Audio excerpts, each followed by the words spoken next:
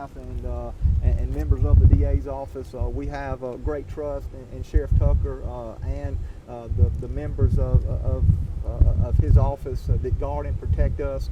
In addition to the Sheriff's Department, the Canton Police Department is located just yards away from the courthouse. There would have been, in my opinion, no way that this case could have been prevented or stopped, regardless of the number of officers that would have been here.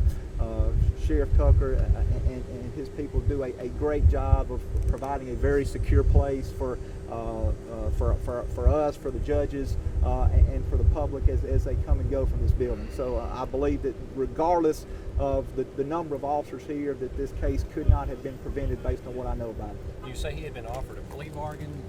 The victim had been offered a plea bargain, but he was expected to be here today to turn it down? Yes, sir. There was a plea bargain, a substantial plea bargain that was offered in this case. That plea bargain was rejected by the... Y'all ready? Yep. Thank y'all for coming anyway. Obviously we had a incident at the courthouse here this morning. First of all, let me say, my prayers go out with the family of the deceased individual. We do have a suspect in custody. We had a young man come up to the courthouse this morning, approach another individual who was awaiting a court proceeding. The individual exited his vehicle and fired one shot from a semi-automatic handgun, striking the victim in the chest area. The victim was pronounced dead here at the scene. No law enforcement involved other than taking the suspect into custody, and he is at the Madison County Jail at this time. I'll answer limited questions, but obviously for investigative reasons I can't answer a whole lot, but fire away whatever you got. Did any deputies see this happen? I know you have deputies on duty here at the courthouse all the time. Yes. Are you? I guess it happened in a matter of seconds. Wait a minute, David. Are you identifying the victim or the shooter? I better wait until I make sure that all of the family of the victim are properly notified. I'm not sure that they have all been. Was this Tell us how old the victim is? I think he's in his 30s. Was this a revenge shooting?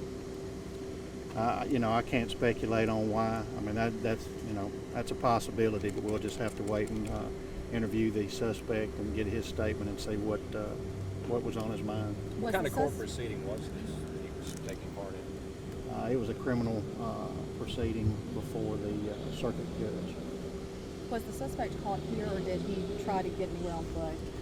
No, from my understanding, he fired the shot at the individual and was immediately approached by deputies here at the courthouse and laid the firearm down and peacefully was taken into custody.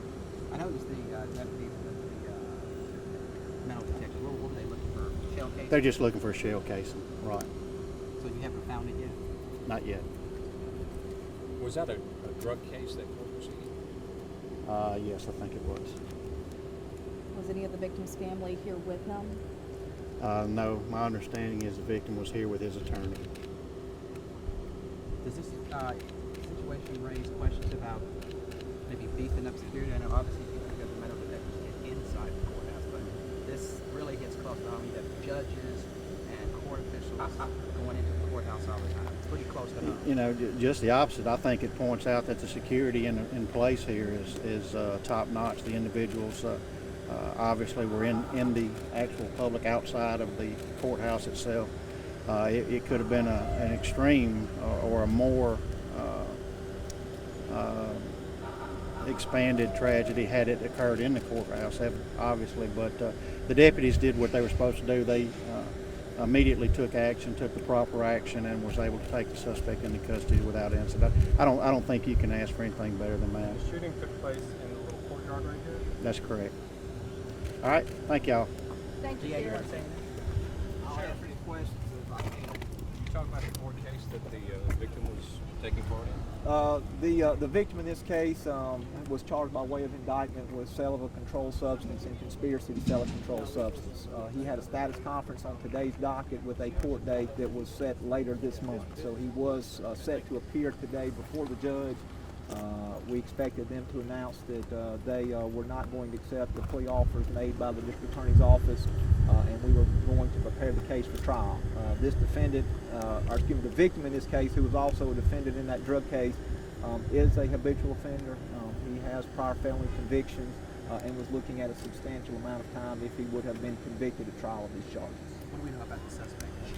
At this time, I don't know anything about the suspect. I'm not even aware of the suspect's name at this point. So I know the sheriff has a suspect in custody, so at this point, I don't have any information that I could share on that. All that would need to come from the sheriff's department. Had the victim been involved in any violent crimes? To my knowledge, the victim's criminal history consisted largely of drug-related crimes, either sale or possession of a controlled substance, and that would have been in line with the charge for which he would have been going to trial later this month. Can you identify him? At this point, I'll prefer to let the sheriff identify the suspect and the deceased in this case. At this point, do you know if the victim was maybe a suspect in any other recent violent crimes? Again, to my knowledge, the victim in this case had a history, quite a lengthy history of drug-related offenses, but I'm not aware at this time of any violent crimes either in this defendant's past or anything that he any other charges he could have been facing outside of the sale and the conspiracy case. So it was not a case of him about to turn state 7 or to cooperate with prosecutors against somebody else that might have given somebody a motive for doing something like that? No, this victim in this case, he was not cooperating with our office or with law enforcement. This was a case in which this defendant was preparing to go to trial and again would be facing a lengthy prison sentence if convicted on the charges for which he had been indicted. Did the victim's lawyer witness the shooting? It's my understanding that the victim's lawyer was there, present at the time of the shooting, and did witness all the events that occurred. Did the victim indicate that he was scared or felt threatened at any point? I'm sorry, the victim? Yes. We have had no contact with the victim since the only contact we've had with the victim would have been through his attorney in preparation for the upcoming drug trial, but had never been relayed to our office through his attorney that he felt threatened in any manner.